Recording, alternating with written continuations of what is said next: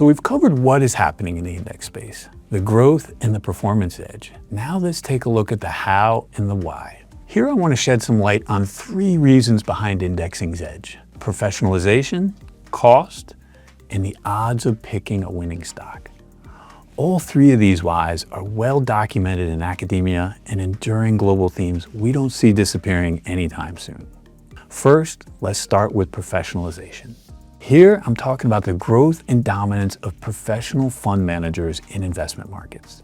Markets continually evolve, and as part of that, the makeup of market participants, that is the type of investors we see investing and speculating, has changed in a big way over the decades. And in this simplified example, I'll put market participants into 2 buckets. Pros, think mutual fund managers, hedge fund managers, index funds, ETF providers, represented by the green line on screen. Then we have non-pros. Think amateurs, like average retail investors, ordinary people picking stocks or punting, represented by the yellow line. And this chart shows that back in the 90s, around 70% of the Oz market was comprised of institutional or pro investors, and 30% was ordinary retail traders, the non-pros. But today, the pros represent over 90%, and they dominate the market. Now, importantly, financial markets are what mathematicians call a zero-sum game. There is no natural source of outperformance or alpha. The gamble of picking stocks is so seductive, I get that. But the notion that we can all get rich by trading actively just doesn't make any sense, because investor A can be above average only if investor B is below average. So the total outperformance of the winners must equal the total underperformance of the losers. And with that in mind, when investing, it's really important to know who you're trading against. So the key question is, who's on the other side of my trade, and why do I think that I have some sort of edge? 50 years ago, professional investors were a minority, and non-pro retail investors dominated Australian global markets. So there were plenty of unsophisticated retail and novice investors for the pros to take advantage of and pick off. But fast forward to today, most major markets, including Australian equity and bond markets, are highly professionalized.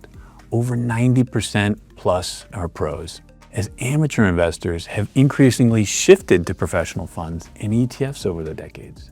The easy money or the willing losers have dropped out of the market.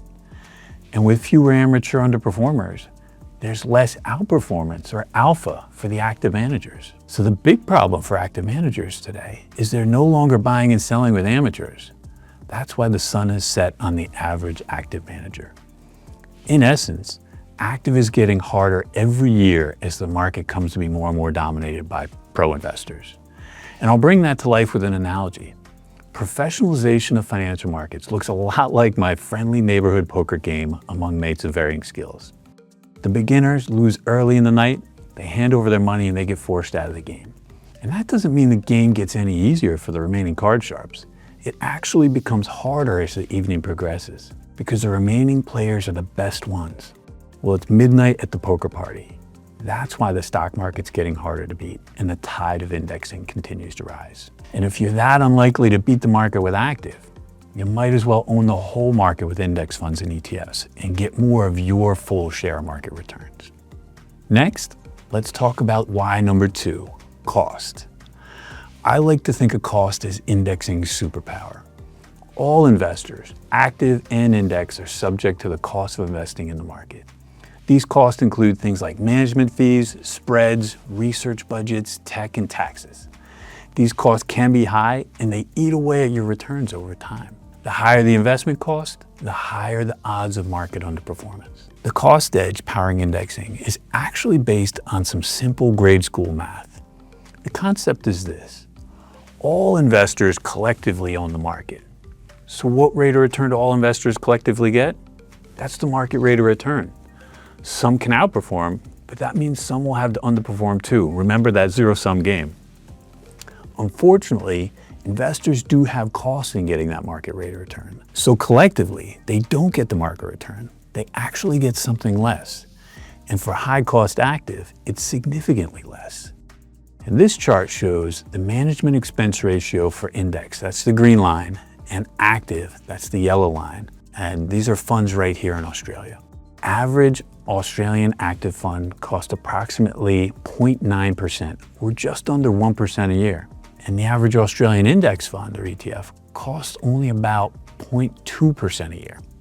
So on average, an Aussie active fund costs more than 4 times that of an Aussie index fund, or ETF.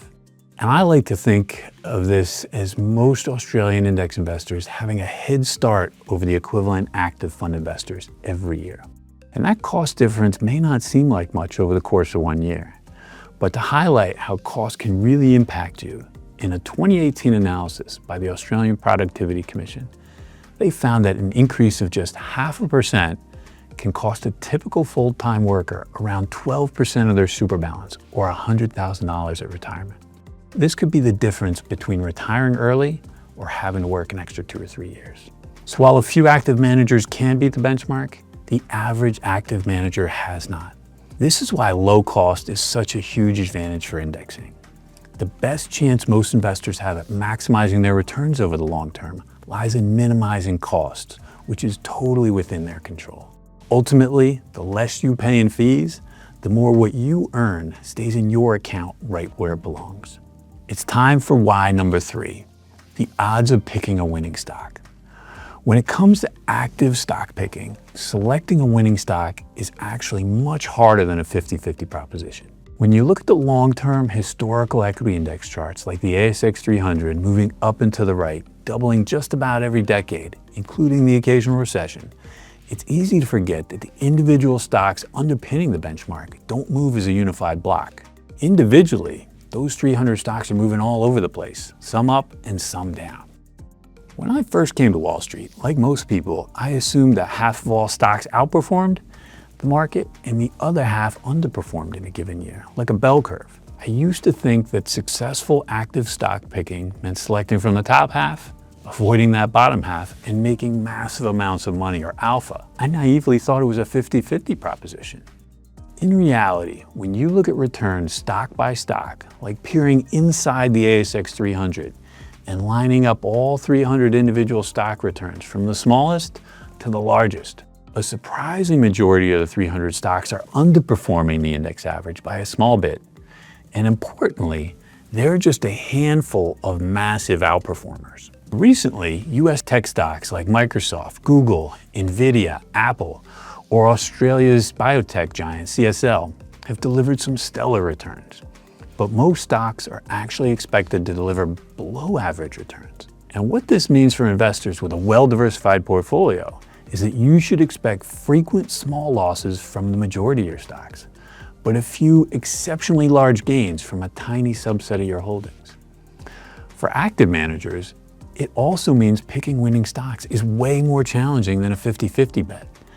And we see the same stacked odds in equity markets all around the world.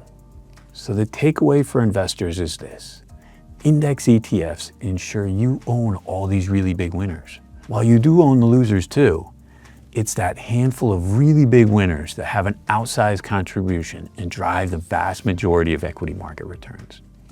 That's why investors should think of broad-based total market index funds as an optimal way to extract equity market returns, because you tilt the odds in your favor.